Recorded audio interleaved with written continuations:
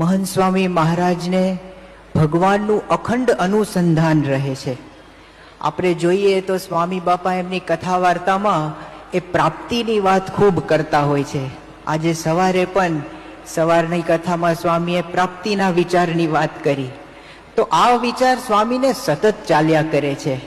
ખાલી અમુક સમય પૂરતું નહીં, પણ 24 કલાક એ એમને ચાલુ હોય છે. તો એકવાર સ્વામી બાપા નૈનપુરમાં હતા અને સ્વામી બાપા 3-1 વાગે જાગ્યા બાથરૂમ જવા માટે. પછી સ્વામી બાપા પલંગ પર બેઠા ત્યારે બાથરૂમમાં જે વ્હાઇટ બોર્ડ અમે રાખતા એમાં એક કોટેશન લખેલું, એ સ્વામી બાપા મોઢે બોલી ગયા.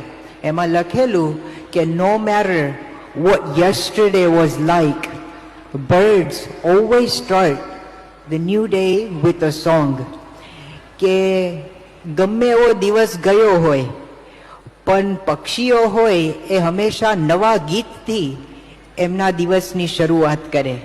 આ વાક્ય બોલ્યા બાપા મોઢે અને પછી સ્વામીએ કીધું કે સત્સંગી માત્રે પોતાના દિવસની શરૂઆત પ્રાપ્તિના વિચારથી કરવી. એમને જે મહારાજ સ્વામી અને સત્પુરુષની પ્રાપ્તિ થઈ છે એનાથી કરવી.